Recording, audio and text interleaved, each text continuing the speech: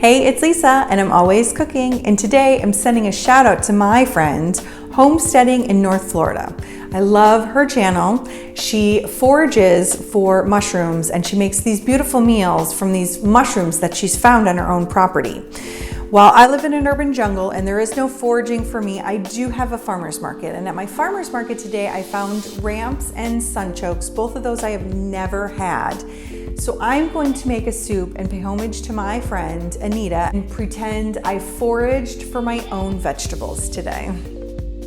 For the printable recipe, follow the link below. Here I have thyme, lemon, celery, ramps, sunchokes, bacon fat, chicken stock, and parsley.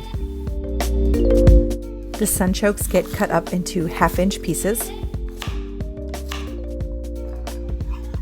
Discard the root of the ramps, slice up the bulb and stems, and place aside separately from the sliced leaves.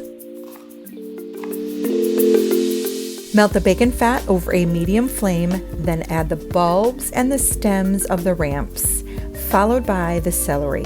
Sauté until soft.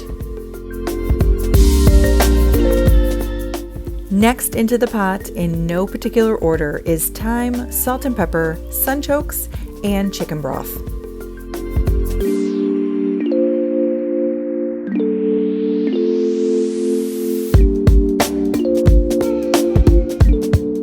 Bring to a boil, then reduce to a simmer until the sunchokes are tender, about 30 minutes. I needed to add 1 cup of water halfway through my simmer time.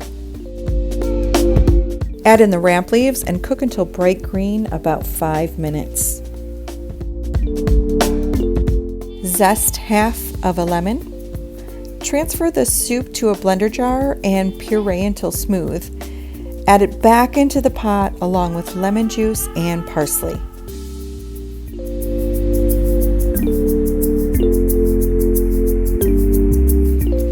All right, guys, it's our very first time ever tasting sunchokes or Jerusalem artichokes. It is a cross between a potato and an artichoke, which we like both. There's some ramps in there, but that just kind of gives it the onion and garlic flavor. So here we go, first time tasting sunchoke soup. It's good. It's very, very good. And don't forget to visit my friend, Homesteading in North Florida. Thanks for watching.